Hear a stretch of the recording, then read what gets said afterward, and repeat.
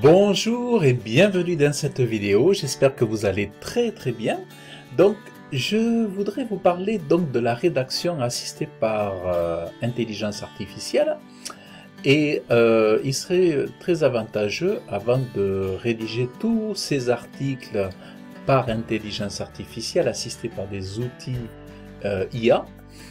Ça serait quand même intéressant de se poser la question si jamais il y avait par exemple des pénalités Google par des algorithmes capables de détecter ou des outils capables de détecter ce qui entraînerait des pénalités Google pour vos sites internet, de voir si comment dire, il y a des outils qui sont aujourd'hui efficaces. Donc j'ai trouvé, donc, en faisant de la veille sur Twitter, j'ai trouvé un outil qui s'appelle GPT Radar.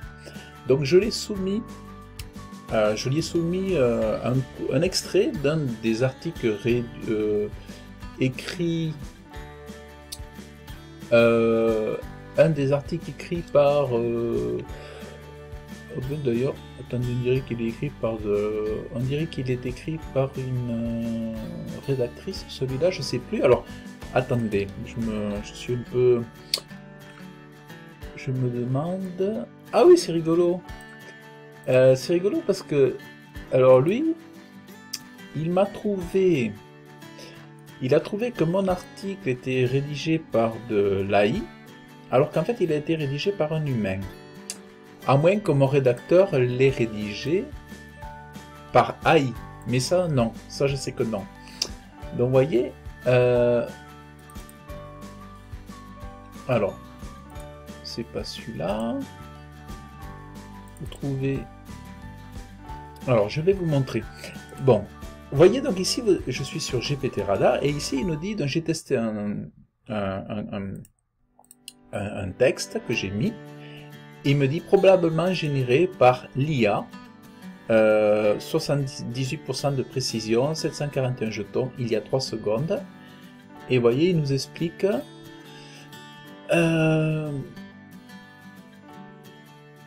morceau probablement écrit par l'IA, morceau probablement des morceaux écrits par l'homme. Vous voyez. Et perplexité 4, donc on a quelques éléments ici, vous voyez. Après, bon, là, on a la tarification, par exemple, ici. Donc, déjà, bon, voilà. Ça, c'est déjà une chose. Alors, ce que je vais faire, je vais recommencer avec vous.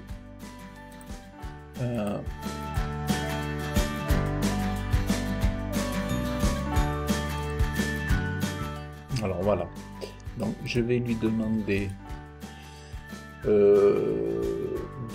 je vais tester un texte ici que j'ai. On va voir.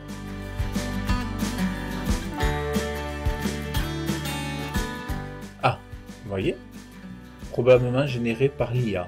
Donc ça, c'est un texte qui avait été effectivement généré par l'IA. Donc là, il le reconnaît. Maintenant, je vais prendre un texte généré par un rédacteur. Ou de celui-ci là par exemple, une rédactrice, un rédacteur. Donc je vais faire une nouvelle analyse.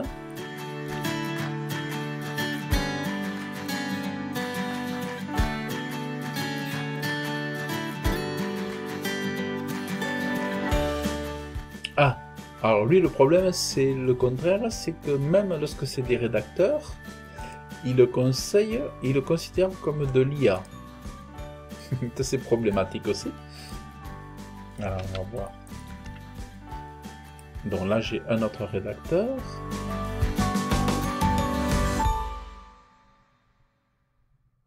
Ah, probablement généré par l'homme. Là c'est bon. Ok. Alors attendez. On va voir. Qu'est-ce que je vais faire?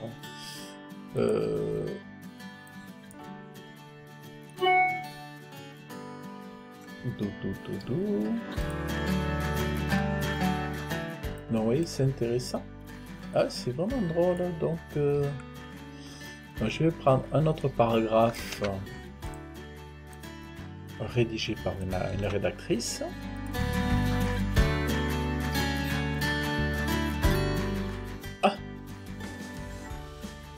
c'est vraiment drôle. Hein.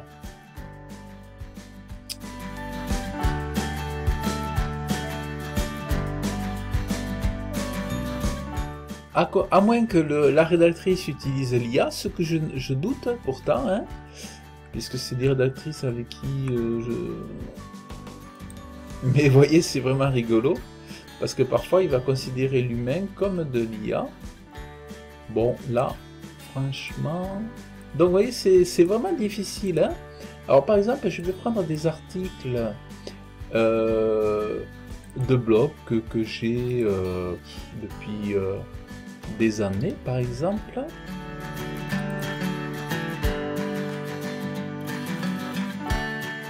Et je vais faire un test, par exemple, d'un blog, d'un paragraphe, par exemple, ici.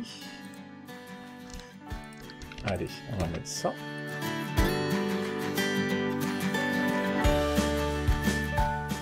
Ah, là, il me dit que c'est de l'humain.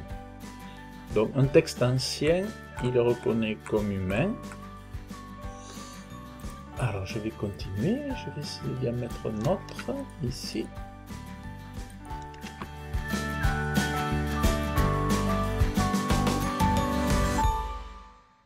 Ah, et là, il me le trouve comme du généré par IA. Alors que c'est dans le même article.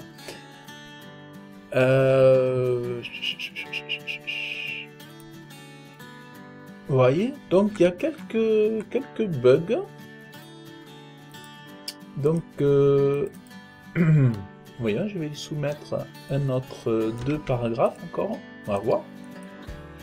Mais déjà, alors bon, c'est problématique parce que des gens qui pourraient faire confiance au logiciel. Vous voyez, là, c'est une rédactrice aussi. Hein,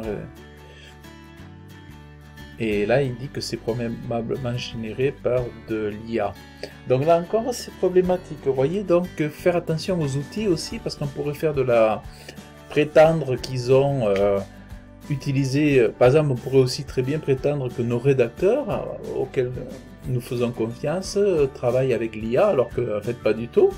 Donc, vous voyez, ça peut amener des soupçons. Donc, les outils à utiliser vraiment avec précaution, parce que...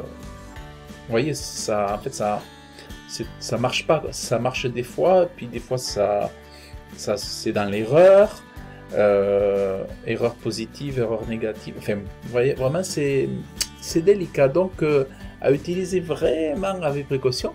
Donc, du coup, je voulais vous montrer cet outil parce que dans la précédente vidéo, je vous avais montré d'autres outils. Bon, j'étais pas satisfait. Bon, ben là non plus, celui-là, on ne peut pas vraiment s'appuyer dessus, quoi, parce que il détecte plein d'articles créés par des vrais rédacteurs, des humains. Il le considère comme des articles rédigés par ChatGPT ou OpenAI. Donc vraiment, soyez prudents avec tout ça. Donc, je pense que si on utilise intelligemment la rédaction assistée par ordinateur, la rédaction assistée par intelligence artificielle et les outils, en sélectionnant les meilleurs outils, que ce soit agréable à la lecture, que ce soit bien rédigé, que cela apporte de la valeur, des contenus qui apportent des conseils, des bonnes choses, là c'est intéressant. De l'utiliser comme un propulseur ou comme une fusée pour aller plus loin, voilà, dans ces projets web. Donc voilà. Et puis moi encore, comme je vous dis, tout ça c'est vraiment pour moi si je l'utilise, l'intelligence artificielle, c'est dans le cadre de prestations de référencement naturel pour mes clients, mais aussi pour moi pour développer certains projets. Et puis comme accélérateur aussi, hein, ça va permettre d'accélérer aussi certaines tâches, certaines missions, certains objectifs. Voilà.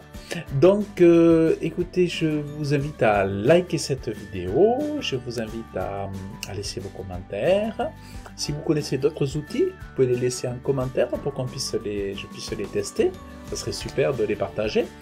Si vous avez aimé la vidéo, vous pouvez vous abonner aussi à ma chaîne YouTube parce que ça me fera énormément plaisir. Vous êtes intéressé par une formation SEO gratuite offerte, il vous suffit de cliquer dans le lien, dans le descriptif de la vidéo, vous entrez votre meilleur email et vous recevrez chaque jour, sur 4-5 jours, une formation de référencement naturel d'1 heure pour vous aider à comprendre le référencement et pour vous donner goût à le faire par vous-même ou à le faire à un prestataire, à un consultant, à un freelance ou à une agence web. Donc voilà, je vous dis à très bientôt, je vous remercie d'avoir suivi cette vidéo, bye bye.